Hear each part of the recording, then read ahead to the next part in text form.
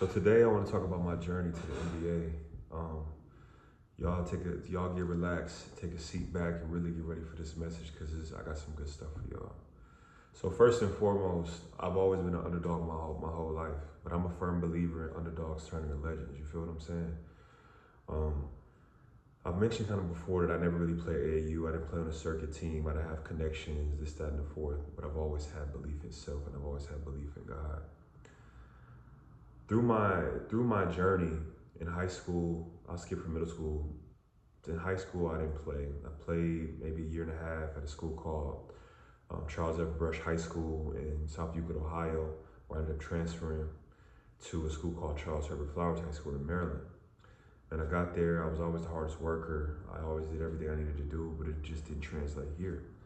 So in turn, I didn't get any Division I scholarship offers. I'd have coaches pulling up to my games and I rode the bench. Sitting on the bench turned me to a monster, y'all. I'm gonna further explain on that a little later. From that moment on, sat the whole 4 years of high school, sat the bench, didn't play at all.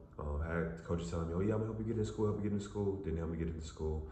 One day I'm sitting on the couch and I'm looking at the TV and they had the dunk contest and a 3-point shootout at the school called Grand Canyon University, Arizona. I'm like, bet this would be a great opportunity. It's a mid-major Division I. They have great marketing. It'll be a great place for me to have connections so I can go to the NBA.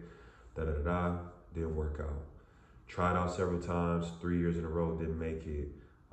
Wasn't good enough, didn't have the mindset. I wouldn't even say it wasn't good enough. My mental wasn't good enough. My mental power, my mental strength wasn't good enough. So from that point on, I was just like, all right, like, cool. How do I respond to this adversity? Because one thing about me, I'm never gonna quit, right? So ended up playing club for a little bit. I played pretty well. I didn't play as well as I could have, but I was growing into myself. I was learning. I was, you know what I'm saying? Things were clicking a little bit more. Won MVP of the league, blase, blase. But I said, this ain't gonna be enough. This is not, this isn't gonna get me where I need to be, but it's all a learning process because the journey is a reward. So after that, one day we're in a gym, we're playing pickup. We traveled to another gym called Inspire Courts in Arizona, which is a pro facility where they've had NBA guys. And I'm working out, I'm getting buckets, I'm shooting 3-ball, I'm dunking everything, I'm having fun. And then a guy asked me, he was an NBA agent. He was like, "You don't play for anybody? Like, you don't play for a team, you're not in D1 anywhere?" I said, "No, but that's my goal, that's what I'm trying to do." He said, "All right, well, let's shoot some film. Like, let's get a workout." He worked me out with an NBA trainer, and they filmed for me. And then the video ended up coming out. I put it out on TikTok, and it went viral. From that point on, I sent it out to a lot of college coaches out throughout the country, and I heard back from one, at the school called Faulkner University, Montgomery, Alabama. They were interested in me. I went on partial scholarship there. Then I got there, it didn't go as planned. Me and that coach didn't really see eye to eye, and I was dealing with a lot of depression and anxiety. I feel like there was a lot of pressure on my shoulders to be able to perform at this high level, or I never played at a system level of basketball. Like, I always could just hoop, but when it came to plays and playing organized and all these different things, I struggled with that a lot. So at the time I did, because I didn't understand like how to fit into a system. I was just raw talent. So sat the bench there.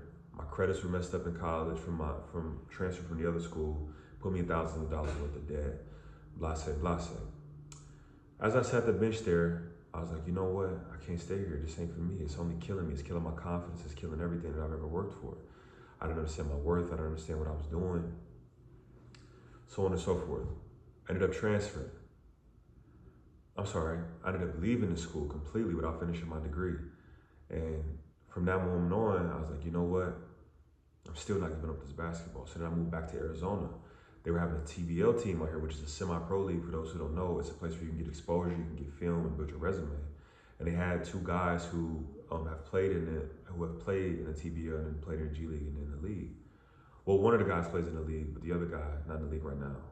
He was in the G League. But anyway, long story short, I didn't quit. Everything in the world wanted me to quit, but I didn't quit. So when I got to Arizona, guess what else happened? I'm excited, they're making a new team. I tried out, played really well. They're telling me I'm gonna make the team, like I'm gonna be the guard for them, blah, blah, blah. Last minute, I find out they're canceling the team. They don't have the money to be able to fund, to pay players and fund the team. I was heartbroken. I'm like, what am I gonna do now? Mind you, this is after everything that's already happened. So I was already doing G League stuff, going to different G League trials, emptying my bank account, trying to find an opportunity once I left school. I tried out for some G League teams, man. So much money wasted, so to say. Maybe not even wasted. It was all a lesson, but not understanding how things work, not making calculated moves, right? So after that, I was like, okay. Then I started building connections. Then I started making different things happen for myself, and I started being resourceful. And I didn't make no excuses, and I found a way, because on God's green earth, I'm gonna always find a way. There's always a way out of no way. You have to make a way. If they don't want to let you through the door, you make your own door, or you kick that door down. You get what I'm saying? So from that moment on, I said, okay, I'm not gonna give up. Kept being resourceful, kept networking, kept doing what I'm doing. I'm gonna be specific about the things that I did on another video at another time. I'm not gonna say the person's name. There was one particular coach. I drove all the way to California. I'm sorry, I flew. I didn't drive. I was originally supposed to drive. I flew to California. I texted this coach. I said, hey, I'm looking for an opportunity in the TBL. Like, I need a resume. These G League coaches. I've gotten G League callbacks before. They're telling me like all I need is to build my resume so I can show that I can play in the league or whatever. They got to know who I am. Man, I flew out there to California. He said, yeah, you can come to my open runs. I said, okay, I'm coming from Arizona. Like, I'm not down the street. Like, I'm spending time and money to be able to, you know what I'm saying? Went out there, flew out there, met with the coach. He's like, oh yeah, we're actually not looking for guys. Wasted $400, hotel, travel, all of that, food. And I'm just like, I'm not talking to God. I'm like, God, like, all this adversity that I'm going through, like, why does this keep happening to me? What am I doing wrong? Like, I'm trying to be a good person. I'm trying to be a good man. I'm working hard. I have good character. I'm doing what I think you want me to do, God. Why isn't this working for me? Why do I keep facing these challenges and these setbacks? Why do things keep not going my way? But then it dawned on me. One was, if you quit, you'll never win. If you quit, you'll never win. You have to be able to endure and conquer yourself and conquer your mind to be able to understand, like, not look at it from the lens of why is this happening to me, more so what is this doing for me? How is this propelling me to where I want to get? How is this transforming me and creating me into the person that I'm meant to be? You get what I'm saying? Not having a victim's mentality, having a winner's mentality. So from that moment on, I was like, okay, like, God, this happened. I can't get anybody on the phone. I'm getting different things from these teams. Actually, let me go back too. There was a G League. After all the G League stuff, there was a TBL team that I was so sure I was about to play for. Head coach was on staff at University of Kansas. It was in my city when I was living in Maryland. I'm like excited. I'm like, yes, it's my opportunity. And there's film on my YouTube. Y'all see the team that I'm talking about. I'm like, yes, like, this is my opportunity. This is my opportunity. Man, I'm gonna give y'all the real.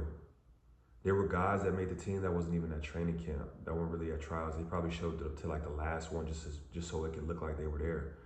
But it's all politics. It's all favoritism. It's all who this person knows, and this agent knows this person. And that's all that it is. I ended up getting cut from that TBL team. I had bought a car, spent thousands of dollars, put cash down of money I didn't really have to spend to be able to buy a car to drive an hour out or hour or two out every single day to go to practice. Like, this is what I'm thinking. Like, I'm about to make this team, get in this car, end up getting cut from the team. I was heartbroken. I was holding back tears while him and the coaching staff set me down and like looked me in my eyes and said, he was like, man, I hate to even do this, but I gotta let you go. And I was like, you gotta let me go? I'm the best player you have. But then it dawned on me. Christian, it's not about what you know, it's about who you know. And I had one of the guys on staff actually reach out to me, two of them. But one of them specifically was like, I'm sorry that you got cut from the team. I'm sorry you didn't make it. Like, that ain't really fair. He didn't say that wasn't really fair, but he was like, I'm sorry that happened.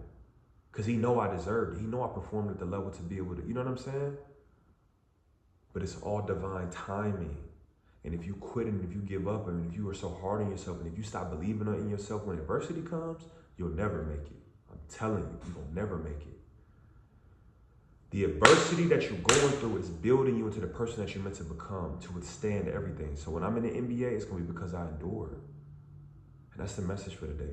Not all because I didn't quit, all the adversity I've been through, that team, that all this stuff. Now I'm in a position right now to literally change my life, to be able to play in the G League and in the NBA, all because I didn't quit. I kept being persistent and consistent and resilient. Never quit on yourself, never quit on your dreams.